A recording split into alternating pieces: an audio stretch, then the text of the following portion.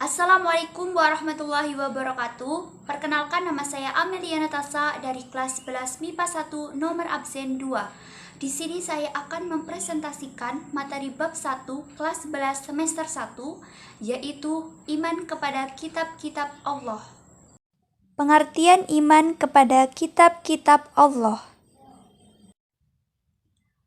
Secara bahasa, iman artinya percaya. Adapun secara istilah, iman artinya mempercayai dengan sepenuh hati, mengucapkan dengan lisan, dan mengamalkannya dengan perbuatan. Adapun secara bahasa, kitab berasal dari kata dalam bahasa Arab yaitu kataba, yaktubu, kitabatan, kitaban yang artinya tulisan. Secara istilah, kitab adalah buku yang berisi firman Allah Subhanahu wa Ta'ala yang disampaikan kepada Nabi dan Rasul, yang ditulis di atas kertas atau bahan lainnya, yang kemudian dibukukan atau dijilid menjadi satu. Jadi, iman kepada kitab-kitab Allah Subhanahu wa Ta'ala berarti meyakini dengan sepenuh hati bahwa Allah Subhanahu wa Ta'ala telah menurunkan kitabnya kepada para rasulnya agar menjadi pedoman hidup bagi umatnya. Hukum beriman kepada kitab-kitab Allah adalah fardu ain atau wajib. Beriman kepada kitab-kitab Allah termasuk rukun iman yang ketiga. Mengimani kitab Allah Subhanahu wa Ta'ala berarti kita harus mempercayai dan mengamalkan segala sesuatu yang terkandung dalam kitab tersebut. Dalil beriman kepada kitab Allah. Dalil beriman kepada kitab-kitab Allah dijelaskan dalam surat An-Nisa ayat 136. Allah Subhanahu wa Ta'ala berfirman yang artinya, "Wahai orang-orang yang beriman, tetaplah beriman kepada Allah dan Rasul-Nya Muhammad dan kepada kitab Al-Quran yang diturunkan kepada Rasul-Nya, serta kitab yang diturunkan sebelumnya. Barang siapa yang ingkar kepada Allah, malaikat-malaikatnya, kitab-kitabnya, rasul-rasulnya, dan hari kemudian, maka sungguh orang itu telah tersesat sangat jauh." Quran Surat An-Nisa ayat 136. Allah Subhanahu wa Ta'ala menurunkan 4 kitab kepada para rasulnya, yaitu diantaranya 1. Kitab Taurat diturunkan kepada Nabi Musa alaihissalam. Yang kedua adalah kitab Zabur diturunkan kepada Nabi Daud alaihissalam. Yang ketiga adalah kitab Injil yang diturunkan kepada Nabi Isa alaihissalam. Yang keempat adalah kitab Al-Quran yang diturunkan kepada Nabi Muhammad sallallahu alaihi wasallam. Yang pertama adalah kitab Taurat. Kitab Taurat. Kata Taurat berasal dari bahasa Ibrani yaitu Torah yang berarti instruksi atau ajaran. Kitab Taurat adalah kitab Allah Subhanahu wa Ta'ala yang diwahyukan kepada Nabi Musa alaihissalam sebagai petunjuk baginya dan kaum Bani Israel. Sebagaimana firman Allah Subhanahu wa Ta'ala dalam surat Al-Isra ayat 2. A'udzu billahi minasyaitonir rajim. Bismillahirrahmanirrahim. Wa atayna Musal kitaba wa ja'alnahu hudan li bani Israil. وَجَعَلْنَاهُ هُدًى لِبَنِي إِسْرَائِيلَ أَلَّا تَتَّخِذُوا مِن دُونِي وَكِيلًا, yang artinya, dan kami berikan kepada Musa kitab Taurat dan kami jadikannya petunjuk bagi Bani Israel dengan firman, janganlah kamu mengambil pelindung selain aku. Quran Surat Al-Isra ayat 2. Isi pokok kitab Taurat disebut dengan 10 hukum atau 10 firman. 10 hukum tersebut diterima oleh Nabi Musa alaihissalam di atas Bukit Tursina atau Gunung Sinai. 10 hukum tersebut yaitu sebagai berikut. Yang pertama adalah tiada Tuhan selain Allah. Yang kedua, jangan menyembah berhala. Yang ketiga, jangan mempersekutukan Allah Subhanahu wa Ta'ala. Yang keempat, sucikan hari Sabat atau hari Sabtu. Yang kelima, hormati kedua orang tuamu. Yang keenam, jangan membunuh. Yang ketujuh, jangan berzina. Yang kedelapan, jangan mencuri. Yang kesembilan, jangan bersumpah palsu atau bersaksi dusta. Yang ke-10, jangan menginginkan milik orang lain atau menginginkan hak orang lain. Fungsi Kitab Taurat. Apa saja sih fungsi Kitab Taurat? Yang pertama adalah sebagai petunjuk kaum Bani Israel. Yang kedua adalah menjadi salah satu dari 3 bagian kitab suci Yahudi. Yang ketiga adalah sebagai perjanjian lama umat Kristiani. Yang kedua adalah Kitab Zabur. Kitab Zabur. Kitab Zabur adalah kitab suci Allah Subhanahu wa Ta'ala yang diturunkan kepada Nabi Daud alaihi salam sebagai petunjuk kaum Bani Israel. Nama kitab Zabur berasal dari kata Zabara Yazburu Zabr yang berarti menulis. Kitab Zabur ditulis dalam bahasa Kipti dan di dalamnya berupa kumpulan-kumpulan nyanyian atau mazmur. Kitab Zabur berisi kumpulan ayat-ayat yang dianggap suci. Ada 150 surah dalam kitab Zabur yang tidak mengandung hukum-hukum, tetapi hanya mengandung nasihat-nasihat, hikmah, pujian, dan sanjungan kepada Allah Subhanahu wa Ta'ala. Secara garis besar, nyanyian rohani yang disenandungkan oleh Nabi Daud alaihi salam dalam kitab Zabur terdiri atas 5 macam, yaitu 1. Nyanyian untuk memuji Tuhan. 2. Nyanyian perorangan sebagai ucapan syukur. 3. Ratapan-ratapan jamaah. 4.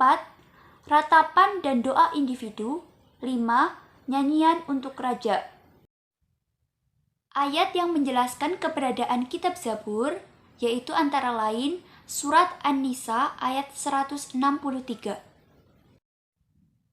Yang artinya, sesungguhnya kami mewahyukan kepadamu Muhammad sebagaimana kami telah mewahyukan kepada Nuh dan nabi-nabi setelahnya. Dan kami telah mewahyukan pula kepada Ibrahim, Ismail, Ishak, Yakub, dan anak cucunya, Isa, Ayub, Yunus, Harun, dan Sulaiman, dan kami telah memberikan kitab Zabur kepada Daud. Quran Surat An-Nisa ayat 163. Fungsi kitab Zabur. Apa sih fungsi kitab Zabur? Yang pertama adalah sebagai petunjuk kaum Bani Israel. Yang kedua, sebagai nasihat dan nyanyian rohani. Yang ketiga, menjadi hikmah dan pujian. Yang ketiga adalah kitab Injil. Nah, kita masuk ke kitab yang ketiga, yaitu kitab Injil. Kitab Injil diwahyukan oleh Allah Subhanahu wa Ta'ala kepada Nabi Isa alaihi salam. Kitab Injil diturunkan kepada Nabi Isa alaihi salam. Kitab tersebut memuat keterangan-keterangan yang benar dan nyata, yaitu perintah-perintah Allah Subhanahu wa Ta'ala agar manusia mengesahkan dan tidak menyekutukannya dengan suatu apapun. Dalam kitab Injil terdapat pula keterangan mengenai akan lahirnya nabi yang terakhir dan penutup para nabi dan rasul bernama Ahmad atau Muhammad Shallallahu alaihi wasallam. Dalil yang menyatakan keberadaan kitab Injil yaitu terdapat dalam Quran Surat Al-Hadid ayat 27. Kitab Injil mengandung ajaran pokok yaitu sebagai berikut. 1. Perintah kembali pada tauhid yang murni yaitu dengan mengesahkan Allah Subhanahu wa Ta'ala. 2. Berita tentang kedatangan Nabi penutup zaman yang bernama Ahmad atau Muhammad. 3. Ajaran yang menyempurnakan kitab Taurat, maksudnya yaitu kitab Injil memperbaiki serta menghapus beberapa ajaran yang sudah tidak berlaku pada kitab Taurat. Yang keempat, pembenaran terhadap kitab-kitab yang diturunkan sebelumnya, yaitu kitab Taurat dan kitab Zabur. Yang kelima, ajaran agar hidup sederhana dan menjauhi sifat tamak. Keberadaan kitab Injil saat ini sudah mengalami perubahan oleh tangan manusia. Isinya ditulis sesuai dengan versi penulisnya, yaitu Markus, Matius, dan lain-lain. Kitab yang keempat adalah Al-Quran. Kitab yang keempat adalah Al-Quran. Al-Quran berasal dari kata qoro'a yang berarti membaca. Al-Quran merupakan kitab suci Allah Subhanahu wa Ta'ala yang diturunkan kepada Nabi Muhammad SAW melalui perantara malaikat Jibril. Al-Quran diturunkan tidak sekaligus, melainkan berangsur-angsur. yaitu selama 23 tahun atau tepatnya 22 tahun, 2 bulan, 22 hari. Al-Quran terdiri atas 30 juz, 114 surat, 74.437 kalimat, dan 325.345 huruf. Isi pokok Al-Quran yaitu 1. Akidah atau keimanan. 2.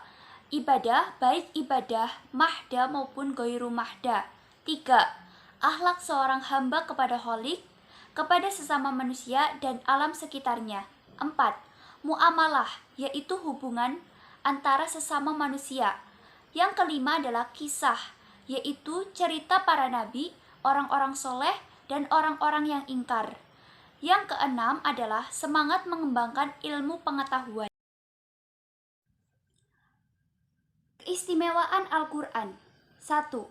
Sebagai petunjuk dan rahmat bagi orang-orang yang beriman dan bertakwa. 2. Sebagai informasi kepada setiap umat bahwa Nabi dan Rasul terdahulu mempunyai syariat tertentu dan caranya masing-masing dalam menyembah Allah Subhanahu wa Ta'ala. Yang ketiga, Al-Quran sebagai kitab suci terakhir dan terjamin keasliannya. Al-Quran sebagai kitab terakhir dan terjamin keasliannya, sebagaimana dijelaskan dalam Al-Quran surat Al-Baqarah ayat 2. Allah berfirman, A'udzubillahi minasyaitonirrajim, Bismillahirrahmanirrahim. Dzalikal kitabu la raiba fih, hudal lil muttaqin. Kitab Al-Quran ini tidak ada keraguan padanya, petunjuk bagi mereka yang bertakwa. Yang keempat adalah Al-Quran tidak dapat tertandingi oleh ide-ide manusia yang ingin menyimpangkannya. Yang kelima, membaca dan mempelajari isi Al-Quran merupakan ibadah. Fungsi iman kepada kitab Allah Subhanahu wa Ta'ala yaitu 1. Petunjuk atau pedoman hidup. 2. Hikmah dari perjalanan pada masa lalu. 3. Sumber ilmu pengetahuan. 4. Sumber pengetahuan tentang hari akhir. 5. Jalan hidayah dan cahaya kehidupan. Perilaku beriman kepada kitab-kitab Allah Subhanahu wa Ta'ala dalam kehidupan sehari-hari, yaitu diantaranya 1. Meyakini bahwa kitab-kitab suci sebelum Al-Quran datang dari Allah Subhanahu wa Ta'ala. Yang kedua, menjadikan Al-Quran sebagai petunjuk dan pedoman hidup. Yang ketiga, berusaha untuk membaca Al-Quran dalam segala kesempatan. Yang keempat, berusaha untuk mengamalkan isi Al-Quran di dalam kehidupan sehari-hari. Hikmah beriman kepada kitab-kitab Allah yaitu 1. Memperkuat keimanan kita kepada Allah Subhanahu wa Ta'ala. 2. Mengetahui dan dapat membedakan mana yang baik dan mana yang buruk. Yang ketiga, hidup menjadi lebih tertata. Yang keempat, dapat menumbuhkan sikap optimis. Yang kelima, menambah ilmu pengetahuan dan wawasan. Yang keenam, memberikan pelajaran sejarah tentang orang-orang zaman dahulu agar menjadi pelajaran hidup bagi orang masa kini. Yang ketujuh atau terakhir adalah memupuk sikap toleransi. Demikian presentasi